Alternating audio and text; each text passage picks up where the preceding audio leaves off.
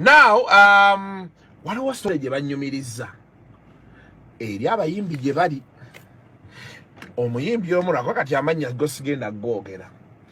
omuyimbi omu ng'akubira omuyimbi omulala omanyi baatugambye nti ekiri waggulu awo eyo ku federation kwegatta ku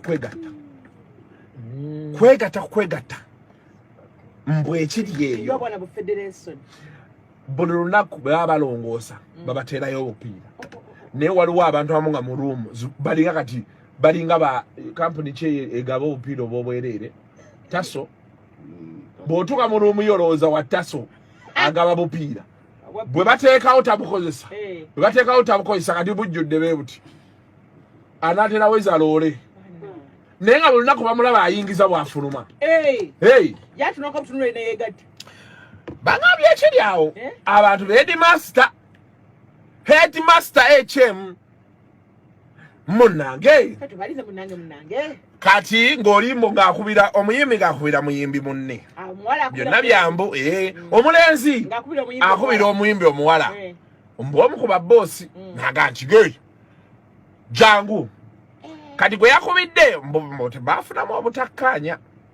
naga nti ebintu byano sibitegeera biki kati oli be bamukubira n'alowooza nti bamaze ne bamujjukira baagala boogere nti okomyewo otya biki okitegeera oli ng'agamba maneja nti bankubidde maneja ng'agamba ŋŋenderako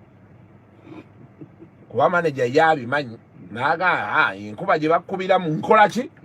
ŋŋenderako ng'obe batuuka ali ng'oli akubira oli ntya ndi wano wansi nga bw'otyeyambuka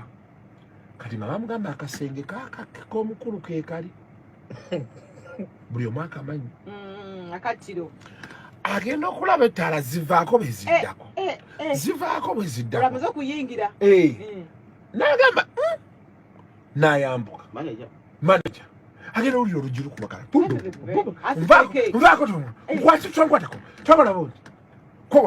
badde kyekigenda mu maaso mbo mukulu bagenza okugirabo nti nga sema muli mu ngalo nga yefumu vanne muso